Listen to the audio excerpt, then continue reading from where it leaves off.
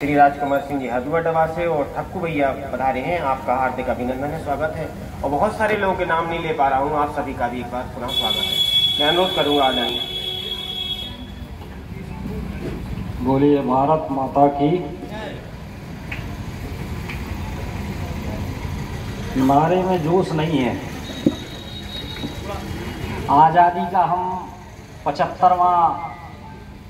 75 साल पूरे हो गए आज़ादी को, और हम भारत माता की जयकारे ऐसे लगा रहे हैं जैसे वो बकरी में आती है ना। तो हम जो है शेर की संतान हैं, तो हम सिंह की तरह दहाड़ेंगे तो ये पूरा आकाश गुंजायमान हो जाएगा भारत माता की जय के नारे से।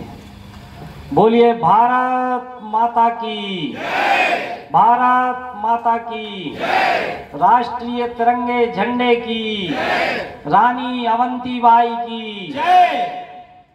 साथियों, आज बड़ी ही प्रसन्नता का विषय है कि आज़ादी के 75 वर्ष पूरे हुए हैं। पूरा देश आज़ादी का अमृत महोत्सव मना रहा है।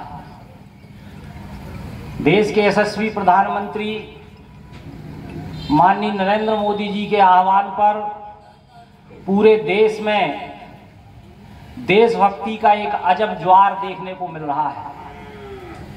जब देश के यशस्वी प्रधानमंत्री माननीय नरेंद्र मोदी जी ने आह्वान किया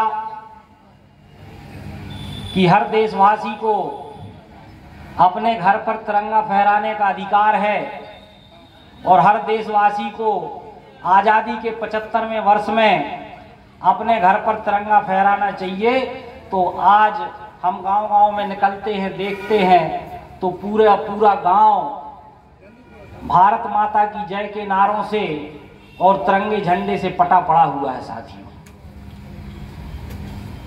साथियों, आज़ादी के 75वें वर्ष में हमने तिरंगा फहराया है,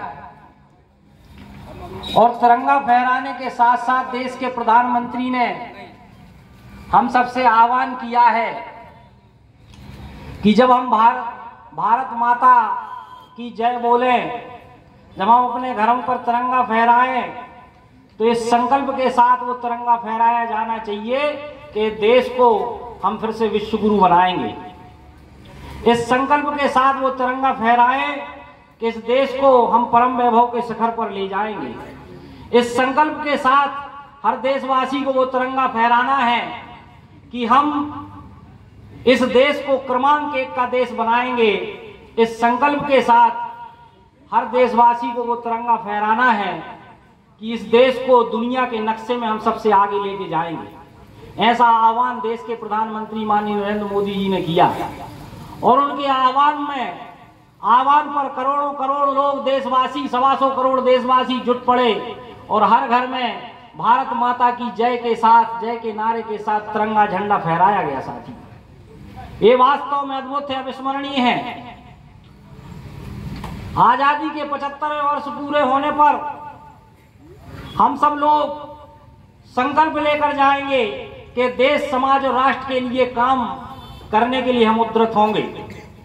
साथियों, जब देश परतंत्र था तो देश को स्वतंत्र कराने के लिए प्राणों की आहुति देने की जरूरत थी। देश के लिए मर मिटने वाले लोगों की जरूरत थी। साथियों, आज देश स्वतंत्र हो गया है। इस देश को क्रमांक 1 का देश बनाने के लिए देश के लिए काम करने वाले लोगों की आज आवश्यकता है। आजादी के 75वें वर्ष में हम सब संकल्प लें कि देश को आगे बढ़ाने के लिए जहां जैसा जिस पे बन पड़ेगा हम काम करेंगे। एक छोटी सी कहानी मुझे याद आती है। किसी ने कहा कि मैं अपने घर पर तिरंगा फहरा लूंगा तो देश आगे कैसे बढ़ जाएगा। एक व्यक्ति मेरे को मिला जो पता नहीं क्यों विरोध करता है। उसने कहा देश हर घर पे, हर घर पर तिरंगा फहराने से क्या होगा। तब मुझे वो कहानी याद आ गई साथियों कि एक बार जंगल में आग लग गई। जंगल के सारे जानवर दौड़ने भागने लगे, अपनी जान बचाने के लिए इधर उधर भागने लगे। लेकिन एक छोटी सी चिड़िया थी जो पास के तालाब में जाती थी, अपने चोंच में पानी भरती थी और जंगल की आग में पानी डालने का काम करती थी। सारे जानवरों ने उसका मजाक उड़ाया और कहा, अरे चिड़िया, क्या तेरे इस चोंच के पानी से जंगल की आग बुझ जाएगी? तो उस चिड़िया ने जो कहा वो हम सब के लिए अनुकरणीय होना चाहिए। उस चिड़िया ने कहा कि मुझे मालूम है कि मेरे चोंच के पानी से जंगल की आग नहीं बुझेगी, लेकिन मुझे एक बात मालूम है कि जब भी जंगल का इतिहास लिखा जाएगा, मेरा नाम आग लगाने वालों में नहीं, आग बुझाने वालों में लिखा जाएगा। साथियों, उस चिड़िया की जंगल भक्ति से जंगल के बड़े बड़े जानवरों ने प्रेरणा ली कि जब चिड़िया में इतनी जंगल भक्ति है, चिड़िया में इतनी देशभक्ति है, तो उन हाथियों ने, बड़े बड़े हाथियों ने, बड़े बड़े जानवरों ने अपने सूंड में पानी भरकर जंगल की आग में डालना शुरू किया और जंगल की आग बुझ गई। तो साथियों, प्रेरणा जहां से मिले हमको लेनी चाहिए। देश, समाज और राष्ट्र के लिए काम करने की प्रेरणा एक छोटे से व्यक्ति से भी मिल सकती है। जब भगवान राम पुल बना रहे थे तो एक गिलहरी आती थी, रेत में लौटती थी और जाके पुल पर वो रेत झड़ा देती थी। तो भगवान राम ने उस गिलहरी को उठाकर उसके पीठ पर हाथ फेरा था। हमारा छोटा छोटा योगदान देश को आगे ले जाने के लिए बहुत महत्वपूर्ण योगदान है। साथियों, आजादी के 75वें वर्ष में, अमृत महोत्सव में हम सबको आज उन देशभक्तों को भी याद करने की जरूरत है, जिनके कारण हम इस देश की स्वतंत्र हवा में सांस ले पा रहे हैं। कभी कभी 15 अगस्त आता है, स्वतंत्रता दिवस आता है, 26 जनवरी आती है, तो एक गाना बड़ा फेमस हो जाता है, बड़ा चल पड़ता है। मंचासीन सभी अतिथि बैठे हैं, मैं जल्दी में किसी का नाम नहीं ले पाया, सबको मैं प्रणाम करता हूं, नमन करता हूं। तो एक गाना चल पड़ता है कि दे दी हमें आजादी, बिना खड़ग बिना ढाल, साबरमती के संत तूने कर दिया कमाल। ठीक है, महात्मा जी का योगदान था, मैं उसे नकारता नहीं हूं। उन्होंने आम आदमी को आजादी के लिए लड़ने के लिए अहिंसात्मक तरीके से प्रेरित किया। उनका योगदान अद्भुत है, अविस्मरणीय है, उसको भुलाया नहीं जा सकता। लेकिन ये कह देना कि इस देश को आजादी खून की एक बूंद बहाए बिना मिल गई, यह उन अमर शहीदों का, उन क्रांतिकारियों का अपमान है जो हंसते हंसते फांसी के फंदों पर झूल गए और जिन्होंने कहा कि सांस का हर सुमन है वतन के लिए, जिंदगी भी हवन है वतन के लिए, कह गई फांसियों में फंसी गर्दने, ये हमारा नमन है वतन के लिए, ये हमारा नमन है वतन के लिए। आजादी के 75वें वर्ष में आइए आज हम उन अमर शहीदों को याद करें। अमर शहीदों में वीरांगना रानी अवंतीबाई का नाम अग्रणी रूप में लिया जाता है। वीरांगना रानी अवंतीबाई ने अंग्रेजों से लोहा लिया, अंग्रेजों से लोहा लेकर उन्होंने जो पराक्रम दिखाया वो वास्तव में अद्भुत था, अविस्मरणीय था। उन्होंने जब पहला युद्ध उनका वाटिंगटन से हुआ, पहले युद्ध में वाटिंगटन की करारी हार हुई, वाटिंगटन मैदान छोड़कर भागा, रानी ने उसका पीछा किया और तलवार का एक करारा वार जब वाटिंगटन पर किया, दुर्भाग्य से वाटिंगटन बच गया, उसका घोड़ा मारा गया। वाटिंगटन ने चरण पकड़कर रानी से प्राणों की भीख मांगी। और रानी की उदारता देखिए, यह जानते हुए भी कि वाटिंगटन को छोड़ना खतरे से खाली नहीं है, वाटिंगटन को उन्होंने प्राणदान दे दिया। रानी की वीरता का वर्णन कवि मदन भट्ट ने बड़े ही अच्छे तरीके से किया है। वो लिखते हैं कि प्रबल प्रचंड विकराल कालिकासी दौर, प्रबल प्रचंड विकराल कालिकासी दौर, मोर्चा फिरंगिन को मार मारे जीते हैं, बैरी तज युद्ध चलो मार्ग में घेरो धाए, सूखो मुख छटपट रात प्राण भय भीते।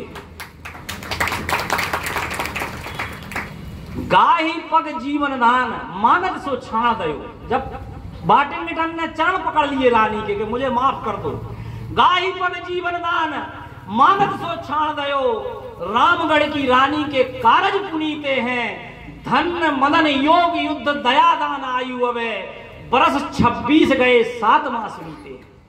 साथियों, मात्र 26 वर्ष की आयु में रानी अवंतीबाई ने ये पराक्रम दिखाया। और आज हम सब लोधी समाज के लोगों के अलावा सारे समाज के लोग रानी का गौरव गान सुनकर गौरवान्वित होते हैं।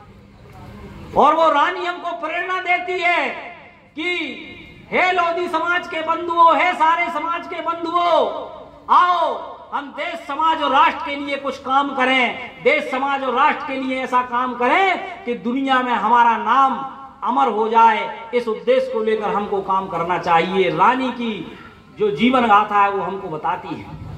आजादी के 75वें वर्ष में तमाम क्रांतिकारियों को आज याद करने की जरूरत है। रानी अवंतीबाई का योगदान बहुत महत्वपूर्ण है। दूसरे युवक जिसकी मैं इस आजादी के 75वें वर्ष में चर्चा करना चाहता हूं, खुदीराम बोस, बंगाल में पैदा हुआ, अंग्रेजों के विरुद्ध युद्ध में बम फेंकता है, 19 साल की उम्र है, केस चलता है, फांसी होती है।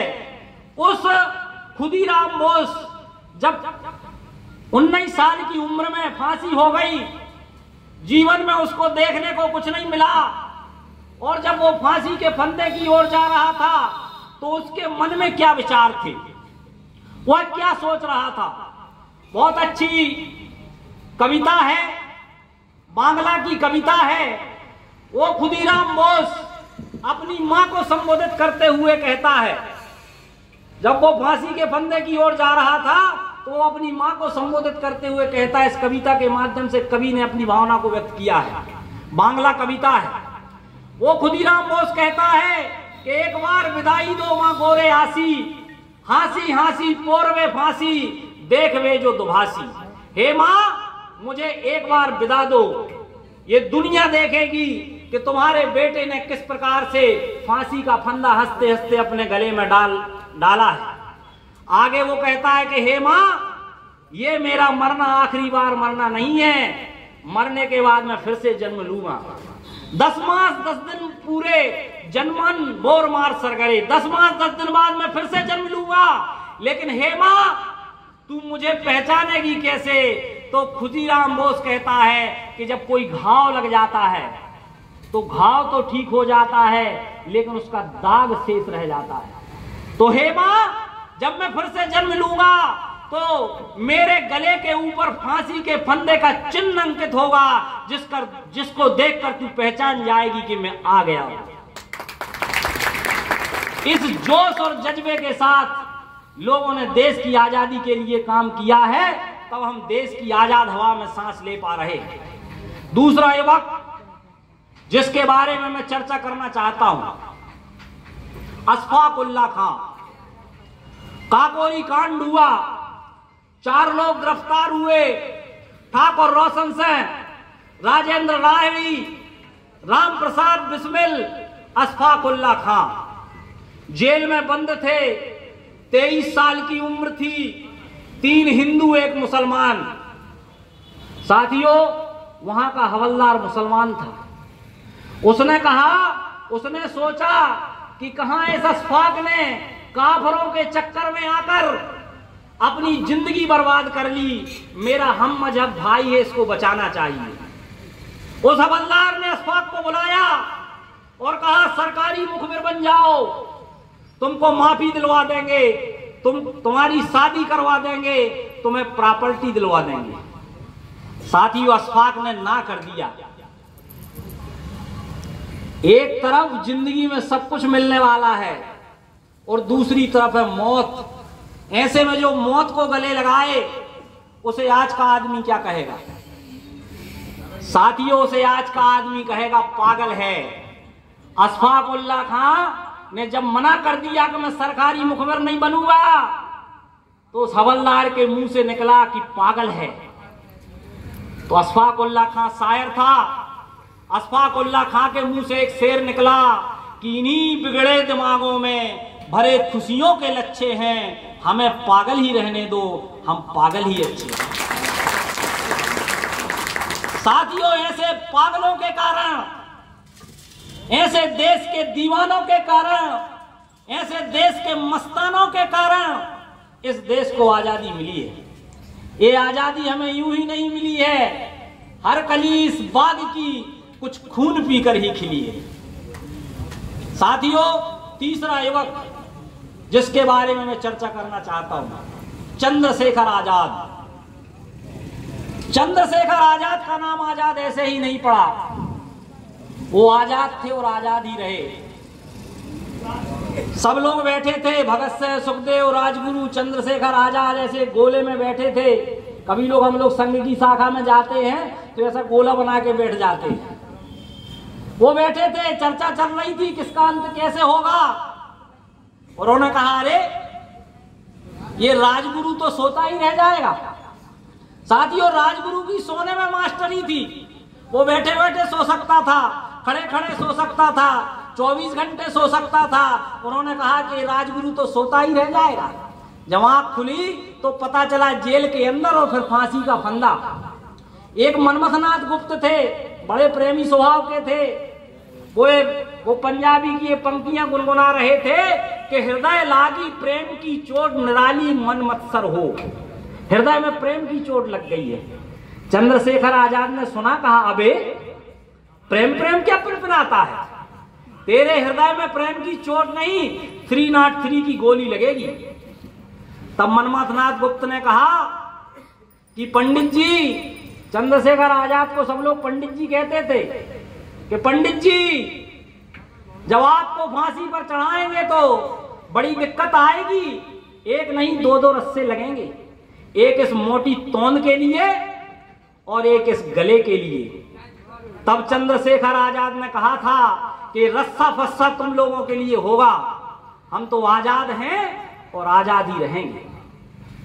साथियों, इतिहास गवाह है, इलाहाबाद के अल्फ्रेड पार्क के अंदर फाइट हुई। चंद्रशेखर आजाद की रिवॉल्वर की सभी गोलियां समाप्त होकर जब अंतिम गोली बची और चंद्रशेखर आजाद की आजादी समाप्त होने का समय आया तो आजाद ने खुद को गोली मारी। आजाद आजाद थे और आजादी है। ऐसे लोगों के कारण हम आजादी के 75वें वर्ष आज हम मना रहे हैं। साथियों, इस देश की आजादी में इस देश की माओं का योगदान कम नहीं है। माओं ने अपने लाल हंसते हंसते भारत माता को समर्पित कर दिए। स्मरण करो उस विद्यावती को जिसका पुत्र फांसी के फंदे पर झूला, आंखों ने आंसू बहाए तो लोगों ने कहा कि मां तू शहीद की मां होके रोती है, अच्छा नहीं लगता। तब विद्यावती ने कहा था कि मैं अपने पुत्र की शहीदी पे नहीं रो रही हूं, मैं तो अपनी कोख पर रो रही हूं। कदाचित मेरी कोख ने एक और भगत सिंह को जन्म दिया होता तो मैं उसे भी भारत माता के चरणों में समर्पित कर देती। ऐसे एक नहीं, हजारों हजार उदाहरण उत्तर से दक्षिण तक, पूरब से पश्चिम तक, गांव के अंदर, शहर के अंदर लोगों ने अपना बलिदान दिया है। तब कभी हमें आजादी का 75वां वर्ष, आजादी का अमृत महोत्सव मना पा रहे हैं।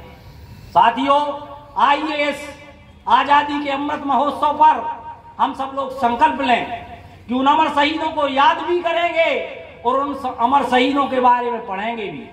आज किसी स्कूल में चले जाओ, किसी कॉलेज में चले जाओ, किसी विद्यालय में चले जाओ और किसी लड़के को खड़े होकर पूछ लो कि भैया 25 क्रांतिकारियों के नाम बताना, तो वो लड़का 25 क्रांतिकारियों के नाम नहीं बता पाता। और उसी लड़के से अगर पूछो कि भैया 25 हीरो के नाम बता देना, तो सलमान खान, शाहरुख खान, आमिर खान से लेकर पुराने मिथुन चक्रवर्ती तक बताएगा। आप 25 की कहोगे, वो 50 के बता देगा। तो साथियों, हमारे प्रेरणा के केंद्र वो फिल्म के हीरो हीरोइन नहीं होना चाहिए। हमारे प्रेरणा के केंद्र अमर शहीद वीरांगनाएं होनी चाहिए, जिन्होंने देश, समाज और राष्ट्र के लिए काम किया। इतनी ही बात कहकर मैं अपनी वाणी को विराम देता हूं। मैंने अगर विषय ज्यादा खींच दिया हो तो मैं सबसे क्षमा प्रार्थी हूं, क्योंकि वक्ता बहुत हैं, समय कम है। और मैं आप सबसे अनुरोध करते हुए मैं कहूंगा, भारत माता की जयकारे के नारे हम लगाएंगे। और केंद्रीय मंत्री माननीय प्रहलाद पटेल जी जो निरंतर समाज की प्रतिभाओं को सम्मानित करने का काम कर रहे हैं, केंद्रीय मंत्री प्रहलाद पटेल जी का भी मैं बहुत बहुत धन्यवाद करना चाहता हूं, क्योंकि देश, समाज और राष्ट्र को आगे ले जाने के लिए हमें अपनी नई पीढ़ी को सम्मानित भी करना पड़ेगा, हमें अपनी नई पीढ़ी को पुरस्कृत भी करना पड़ेगा, हमें अपनी नई पीढ़ी को दिशा भी दिखानी पड़ेगी। केंद्रीय मंत्री माननीय प्रहलाद पटेल जी का बहुत बहुत धन्यवाद। बोले भारत माता की, भारत माता की, तिरंगे झंडे की। मैं एक नारा और लगवा देता हूं,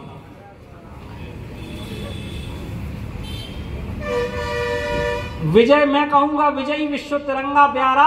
आप लोग दोनों हाथ उठा के कहेंगे झंडा ऊंचा रहे हमारा। विजयी विश्व तिरंगा प्यारा, विजयी विश्व तिरंगा प्यारा।